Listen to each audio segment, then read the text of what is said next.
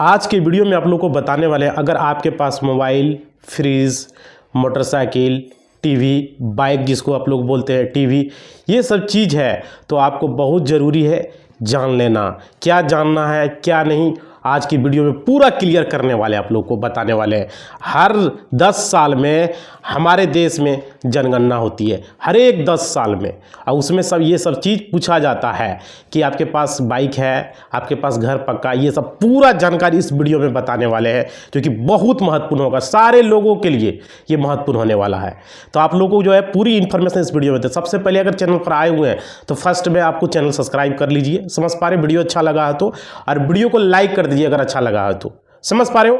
आपको अच्छा लगा तो लाइक करना, और अपना कमेंट में जरूर अपना फीडबैक दीजिएगा कि वीडियो कैसा लगा, क्या लगा, यूज़फुल है या नहीं, समझ पा रहे हो। और वीडियो के डिस्क्रिप्शन में टेलीग्राम, व्हाट्सएप चैनल और इंस्टा का ये सब का लिंक दिया गया है, जाके ज्वाइन कर लीजिए, जहाँ से मैं कटिंग सेंड करते रहता हूँ। तो चलिए मैं बताता हूँ आज की वीडियो में। हर एक 10 साल में हमारे देश में जनगणना होता है, और क्या 1881 से हर 10 साल बाद, 1881 ईस्वी से हर 10 साल बाद होने वाली जनगणना 2021 में होनी थी, जो कि 3 साल देरी से शुरू होगी। 3 साल, जो कि 2021 में क्या हुआ, कोरोना हो गया था, तो 3 साल देरी से शुरू, यानी कि 2025 में अब जनगणना शुरू होने वाली है। और क्या, लेकिन कोरोना महामारी के वजह से 2021 में जनगणना नहीं हो पाई। आप लोग को पता होगा कोरोना महामारी आ गया था, जिस वजह से नहीं हुआ। अब सरकार जो है 2025 में जनगणना करने जा रही है। सरकार 2025 में जनगणना करेगी, और आम लोगों के लिए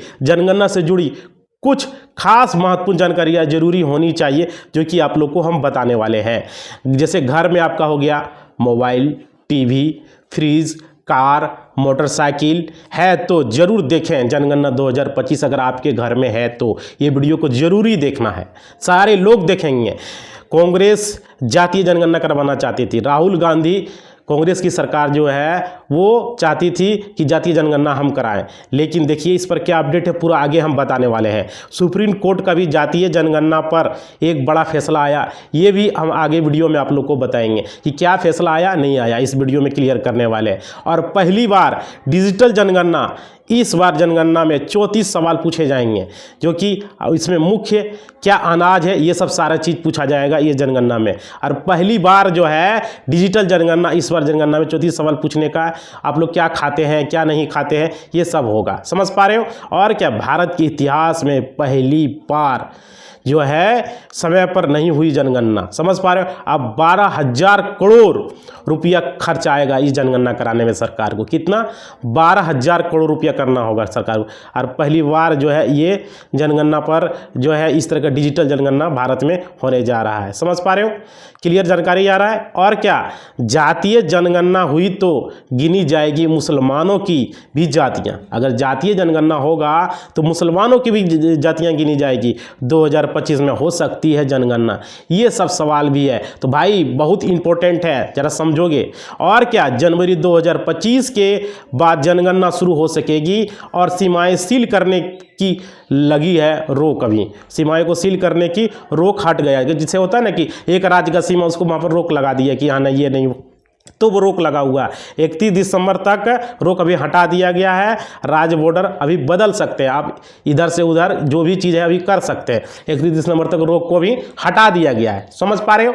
उसके बाद देखिए जनगणना रजिस्ट्रार ने ये रोक अभी हटा दी है। जो जनगणना का जो रजिस्ट्रार है, जो जनगणना, उन्होंने ये रोक को हटा दिया है। और क्या, जनगणना में फिर होगी देरी, तो सीमाएं सील करने की समय सीमा 30 जून तक बढ़ाई गई थी। 30 जून 2024 तक बढ़ाया गया था, जनगणना में देरी हुआ था सीमा को सील करने का, लेकिन उसको अब हटा दिया गया है 31 दिसंबर तक के, समझ पा रहे हो। सभी राज्यों की सीमा 31 दिसंबर 2024 को सील कर दी जाएगी, ताकि जनगणना के आंकड़े में कोई परिवर्तन न हो। 31 दिसंबर के बाद से सील कर दी जाएगी, समझ पर सभी राज्यों की सीमा कर दी जाएगी, ताकि जनगणना सही से हो सके। और क्या, जनगणना रजिस्ट्रार ने एक आदेश भी जारी कर राज्यों को अपने मंडलों, जिलों, सब डिवीजनों, तहसीलों और गाँव की सीमाओं 31 दिसंबर 2024 तक बदलने की छूट दिया, मतलब अभी 2024 तक आप बदल सकते हैं। 31 दिसंबर के बाद से आप नहीं बदल पाएंगे क्योंकि वहाँ पर रोक लगा दिया जाएगा, क्योंकि जनगणना होगा, सीमाएं राज्यों का पर रोक लग जाएगा, गाँवों में लग जाएगा, तहसीलों में लग जाएगा, डिवीजनों में लग जाएगा, मंडलों में लग जाएगा, ये सब वहाँ पर रोक लगने वाला है, जो भी आपको बताए हैं हम। समझ पा रहे हो?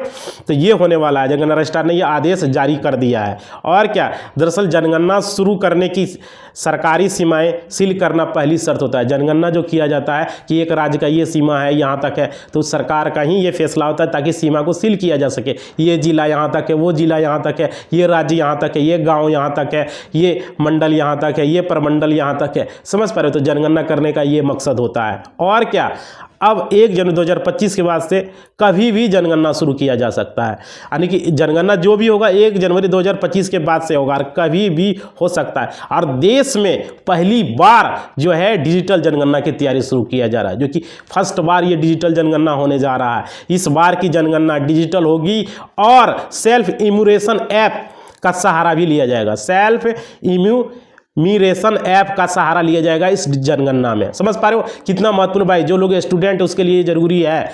समझ पा रहे हो? करंट अफेयर भी आपका यहाँ पे तैयारी हो जाएगा। और सरकार जुटाएगी जानकारियाँ, सरकार जानकारियाँ जुटाएगी। आप क्या खाते हैं, 2025 की जनगणना में मोबाइल धारकों के बारे में भी रिपोर्ट की होगी तैयार, कि कितने लोगों के पास मोबाइल है, कौन सा मोबाइल के मतलब का भी मोबाइल चला रहे, कौन मोबाइल नहीं चला रहा है, कि कौन घर में मोबाइल है, कौन घर में बाइक है, ये सब चीज़ होने वाला है इसमें। कौन घर में 4 व्हीलर है, ये सब देखिए अभी आगे आगे पूरा आपको क्वेश्चन बताएंगे जनगणना में क्या क्या क्वेश्चन पूछा जाएगा आप लोगों से। तो आप लोग पहले जान लीजिए कि उसका जवाब देने के लिए पहले से तैयार रहिए। आप लोग क्या क्या प्रश्न पूछे जाएंगे जनगणना में, वो भी अभी बताने वाले हैं वीडियो में, बहुत महत्वपूर्ण होने वाला है, बने रहना। देखो इस बार की जनगणना डिजिटल होगी और क्या, सेल्फ इम्यूरेशन ऐप का ही सहारा लिया जाएगा। समझ पा रहे हो? और क्या, पहली बार होगा ऐसा जनगणना जो कि आपसे 34 सवाल पूछा जाएगा। क्या खाते हैं, क्या पीते हैं, ये सब भी सब में प्रश्न रहेगा।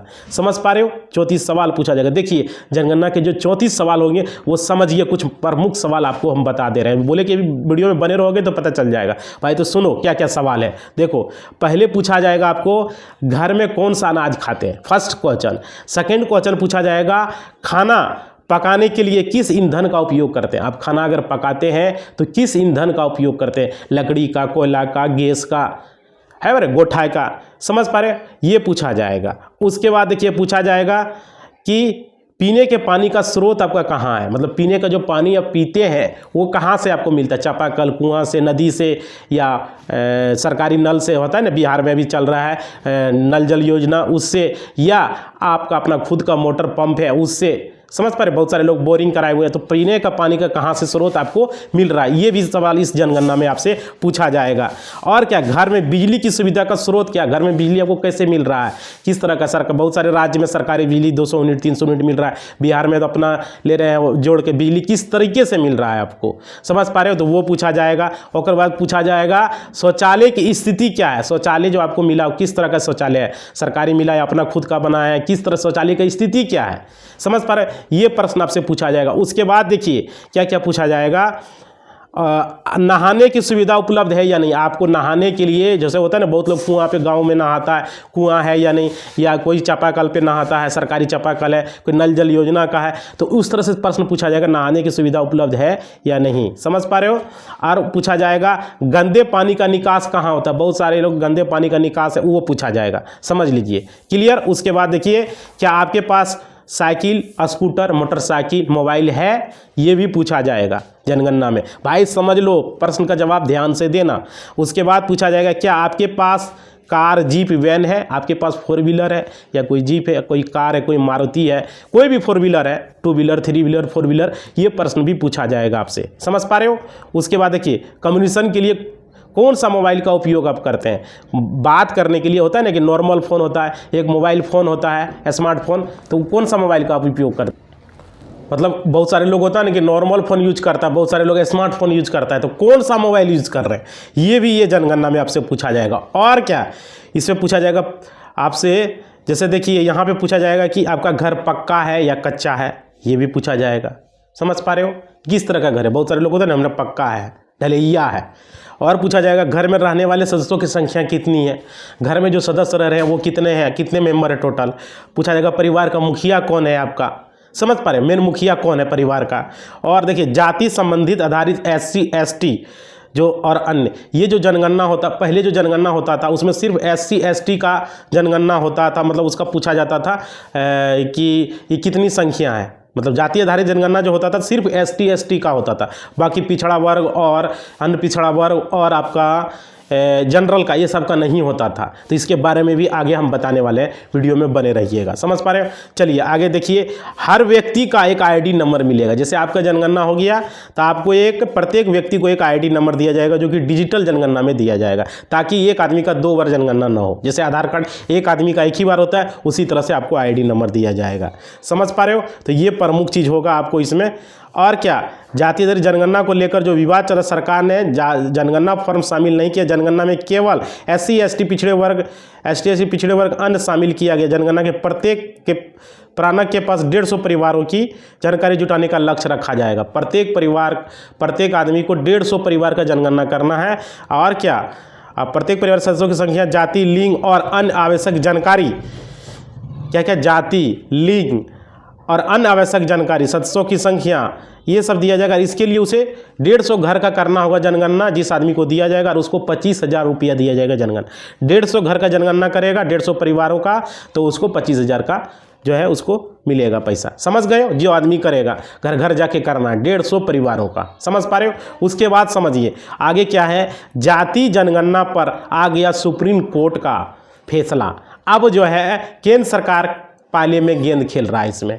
समझ पा रहे हो? केंद्र सरकार, क्योंकि यहाँ सुप्रीम कोर्ट के मामला पर आ गया, जातिगत जनगणना जो है का मुद्दा पूरा विपक्ष उठा रहा है कि भाई जातिगत जनगणना होना चाहिए। राहुल गांधी खासकर उठा रहा है, यहाँ बिहार में तेजस्वी उठा रहा है कि नहीं, जातिगत जनगणना होने से बेनिफिट होगा, लोगों को आरक्षण देने में सुविधा होगा, रिजर्वेशन देने में सुविधा होगा। तो ये लेकर राहुल गांधी भी बोले, कांग्रेस जाति जनगणना करा कर रहे। राहुल गांधी ने कहा कि हम जाति आधारित जनगणना करके रहेंगे, और बिहार में तेजस्वी जी ने बोल रहे हैं कि जाति जनगणना होना चाहिए।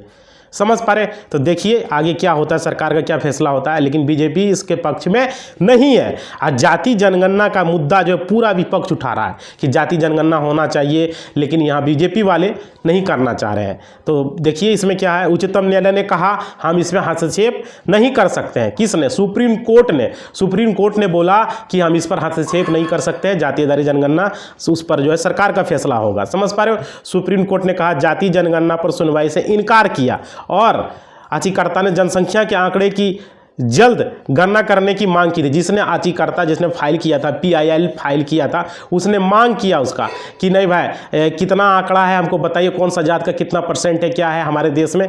तो इस पर सुप्रीम कोर्ट ने क्या किया, इनकार कर दिया और बोला कि जातिगत जनगणना के बारे में हम नहीं कर सकते, सरकार का इसका अंतिम फैसला होगा जो होगा। कहा यह नीतिगत मामला है। सुप्रीम कोर्ट ने क्या कहा, यह नीतिगत मामला है, शासन के दायरे में आता है। समझ पा रहे हो? सुप्रीम कोर्ट ने इसके लिए जल्द इनकार कर दिया। और क्या, देखिए RSS बोला जाति जनगणना को राजनीतिक हथियार न बनाए, और सरकार सिर्फ डेटा के लिए जातिगत जनगणना कराए, इसका इस्तेमाल समाज की भलाई के लिए नहीं हो। समझ पा रहे हो? ये RSS का बोलना था, RSS के प्रमुख का बोलना था। समझ पा रहे हो? उसके बाद देखिए, अंग्रेज करवाते थे जातिगत जनगणना। जो अंग्रेज थे जो हमारे देश में आए, तो वो जातिगत जनगणना करवाते थे। अंग्रेज भारत तो आज़ाद भारत में बंद हुई क्या क्या, सो देखिए 1881 में, भाई जीके का स्टूडेंट लोग जुड़े हो भाई, समझ लो 1881 में देश में पहली बार अंग्रेजों ने जनगणना कराई। सबसे पहली जनगणना कब हुआ? 1881 में। जीके क्वेश्चन है भाई, नोट कर लो। और इसमें जातियों को भी गिनती हुई थी। इस जनगणना में क्या हुआ था, जातियों का भी गिनती किया गया था, और 1881 में हुआ था। और किसने करवाया था? अंग्रेजों ने करवाया था। उसके बाद क्या हुआ, 1931 तक ऐसा ही चला जनगणना। समझ पा रहे हो? और 1941 में जातिगत जनगणना तो हुई, लेकिन इसके आंकड़े सार्वजनिक नहीं किए गए। 1941 में जातिगत जनगणना हुआ, लेकिन उसका आंकड़ा को सार्वजनिक नहीं किया गया, लोगों को नहीं बताया गया। तो एक चीज़ याद किया, जो जनगणना सबसे पहले कब हुआ? 1881 में। कौन करवाया? अंग्रेजों ने। समझ पा रहे हो कितना महत्वपूर्ण है भाई? उस समय गिनती होता था, 1931 तक गिनती हुआ, ठीक है, 1931 तक ठीक था, लेकिन 1941 में जो जातिगत जनगणना हुई, उसमें उसका आंकड़े को सार्वजनिक नहीं किया गया। उसके बाद देखिए आगे समझिए, आगे क्या, भारत के संविधान निर्माताओं और आज़ाद भारत के लोगों की कैबिनेट में, जिसमें नेहरू मतलब जवाहरलाल नेहरू जी, सरदार वल्लभ भाई पटेल जी, भीमराव अंबेडकर जी और मौलाना अब्दुल कलाम जैसे नेता थे, उन्होंने तय किया कि हम जातिगत जनगणना नहीं कराएंगे। उनका ये मानना था कि जातिगत जनगणना नहीं कराएंगे। समझ पा रहे हो? तो क्योंकि ये समाज में विभाजनकारी यानी कि एक दूसरे में बंटवारा करने का काम हो जाएगा, इससे लोगों में एक दूसरे में विवाद हो जाएगा। समझ पा रहे हो? तो हम जातिगत जनगणना कभी किसने फैसला, नेहरू, पटेल और अंबेडकर जी ने ये फैसला लिया। अब देखिए 140 साल पहले हुई थी पहली जनगणना, अभी घटा लीजिए 140 साल पहले हुआ, 1881 में हुआ था, तो 140 साल पहले जो हुआ था ये जनगणना। देखिए 1881 में देश में पहली बार जनगणना हुई और 1881 से 1931 तक की जनगणना में जातियों की भी गणना हुई। कब से कब तक हुआ?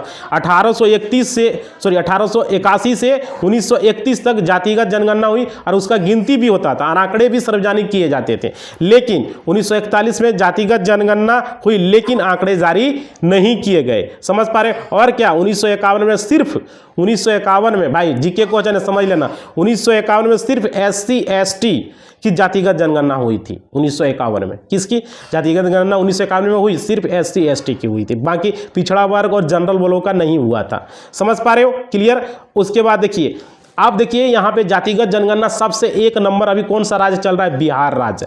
बिहार राज्य में जातिगत जनगणना के आंकड़े जारी करने वाला पहला राज्य देश का बन चुका है। यहाँ पर जो है 36% अत्यंत पिछड़ा वर्ग, समझ पा रहे हो? अत्यंत EBC जिसको बोलते हैं आप लोग, और OBC 27% है। समझ पा रहे हो? जिसको कि आप लोग BC2 बोलते हो। BC1 जो है वो है 36% और BC2 है 27%। देखिए अत्यंत पिछड़ा जो है वो है 36% और पिछड़ा वर्ग है 27%, अनुसूचित जाति है 19% और 19.65%, यानी अनुसूचित जनजाति है 1.0% और सामान्य है 15.52%, जो कि आंकड़े आप स्क्रीन पर हो सकता है लगा दें, आप लोग देख लीजिएगा, अगर टाइम मिलेगा तो लगा देंगे, नहीं तो हमने आपको बता दिया। उसके बाद समझिए, ये हो गया आपका जातिगत जनगणना के बारे में भी इंफॉर्मेशन दे दिए। अब देखिए जनगणना एक्ट 1948 में ST ST, ठीक है, कि गणना का प्रावधान था, जनगणना का प्रावधान था। और क्या OBC की जनगणना के लिए इसमें संशोधन करना होगा। अगर OBC की जनगणना कराना है, सिर्फ अभी जो जातिगत जनगणना होता है सिर्फ ST ST का होता है, बाकी OBC या जनरल का नहीं होता है। समझ पा रहे हैं? तो इसमें जो OBC की अगर करना होगा, जो मांग कर रहा है विपक्ष, इसके लिए क्या करना होगा? संविधान में संशोधन करना होगा, तब जाके OBC और जनरल का जनगणना हो पाएगा। समझ पा रहे हो? सामाजिक आर्थिक गणना आंकड़ों के अनुसार नहीं हो सके। मनमोहन सिंह के दौरान, जो मनमोहन सिंह के उसके दौरान जो 2011 में विकास मंत्रालय और गृह मंत्रालय ने ये करवाया था, उन्होंने कहा कि जो है हालांकि सर्वेक्षण के आंकड़े को भी जो है सार्वजनिक नहीं किए गए हैं, मतलब उन्होंने करवाए लेकिन आंकड़े सार्वजनिक नहीं किए। ग्रामीण विकास मंत्रालय की वेबसाइट पर इसके SC ST का जो है आंकड़े जारी किए गए हैं। समझ पा रहे हैं? ST ST का, बाकी का नहीं आंकड़े जारी किए जा रहे हैं और जनगणना भी बाकी लोगों का नहीं हो पा रहा है। इसके लिए संविधान में संशोधन करना होगा, जो बार बार मांग कर रहा है। समझ पा रहे हो? और क्या अगली जनगणना कब हो गई? अब लोगों का सवाल होगा, अभी तो 2025 में जनगणना होगा, लेकिन अगला कब होगा? भाई समझ लो, अगला जनगणना जीके क्वेश्चन है, समझ लो 2035 में होगा अगली जनगणना। 2025 की जनगणना में नया सेंसस चक्र होगा, 2025 के बाद 2035 में होगा और उसके बाद 2045 में होगा। समझ पा रहे हो? ये जनगणना हो गया। 1881 से हर 10 साल होने वाली जनगणना 2021 में होनी थी, 2021 में होना था, लेकिन हुआ क्या? होना था जो कि 3 साल की देरी से शुरू हुई। पूरी कयावत 2 से 2.5 साल पूरी होनी थी, लेकिन वो बढ़ गया। समझ पा रहे हो? क्यों? कोरोना की वजह से।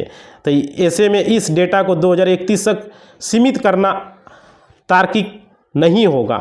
इस बार की जनगणना जो है डिजिटल होगी और सेल्फ इम्यूनेशन ऐप के सहारे से लिया जाएगा। जनगणना की जो कयावत 3 साल में फैली होती है उसे 18-24 महीनों में पूरा करने का प्रयास किया जाएगा। 18 से 24 महीना यानी कि 2 साल के अंदर इसको पूरा कर लिया जाएगा। समझ पा रहे हो? उसके बाद देखिए जनगणना जल्दी पूरी करने के लिए 2 बड़े कारण हैं। इसके कारण क्या क्या है वो समझिए। साल 2026 में गठित होने वाली डिलिमिटेशन कमीशन के आधार पर लोकसभा और विधानसभा सीटों के नई सिरों का सीमांकन होना है। और क्या 2026 तक लोकसभा, राज्यसभा और विधानसभा के निर्वाचन क्षेत्रों की संख्या पर फ्रीज लगाना था। तो आबादी के नए आंकड़े के हिसाब से जो है इन निर्वाचन क्षेत्रों के लिए सीमांकन होगा, संसद की सीटों की संख्या में बढ़ोतरी होगी, इसलिए जनगणना किया जा रहा है। संसद की संख्या का जो लोकसभा की सीटों की संख्या, राज्यसभा की संख्या, उसके में बढ़ोतरी करना है।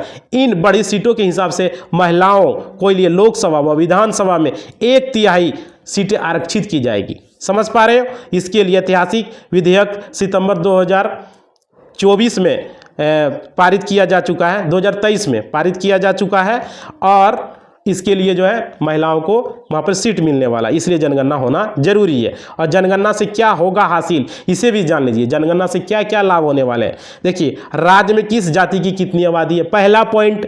दूसरा पॉइंट में सरकारी नौकरी, निजी व्यवसाय या रोजगार में किनकी हिस्सेदारी कितनी होगी, ये भी पता चलेगा। तीसरा पॉइंट, किसके पास जमीन जायदाद की हिस्सेदारी कितनी है, ये भी पता चलेगा। चौथा पॉइंट, किस वर्ग में शिक्षा का स्तर क्या होगा, ये भी पता चलेगा।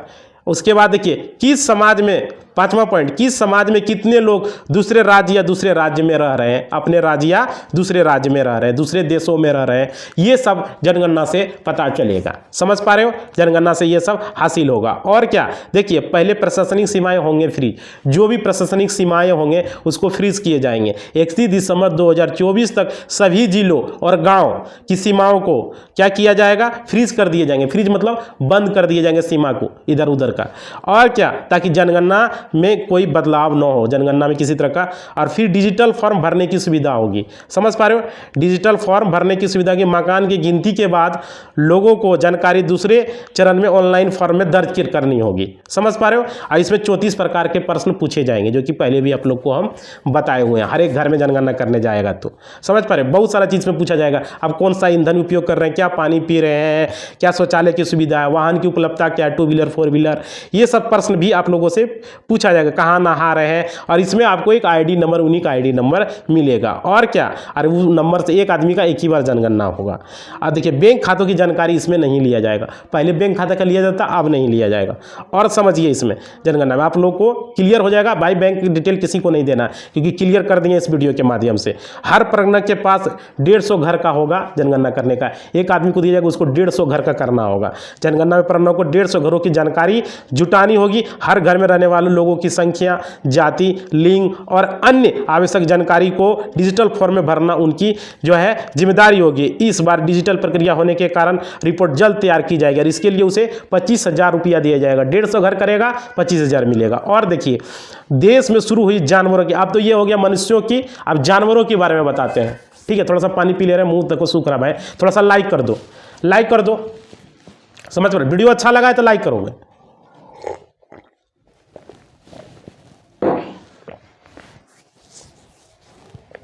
देखो, ये हो गए मनुष्य के जनगणना के बारे में। ठीक है, आप देखिए, पशुओं के बारे में आप लोगों को बताते हैं कि देश में शुरू हुई जानवरों की जनगणना। केंद्र ने 1 लाख डॉक्टरों को दिया है काम। इसके लिए केंद्र ने 1 लाख डॉक्टरों को काम दिया है। 21वीं जो है पशुधन गणना जो है अक्टूबर 2024 से फरवरी 2025 के दौरान आयोजित की जाएगी।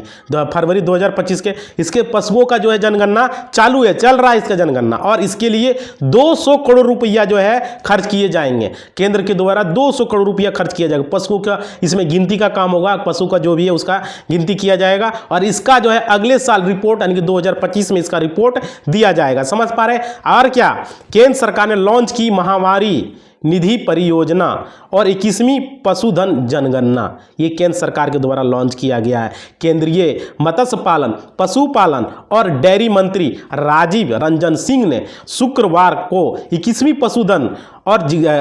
पशुधन गणना और महामारी निधि परियोजना की शुरुआत कर दी है। समझ पा रहे हो? शुरुआत कर दी है।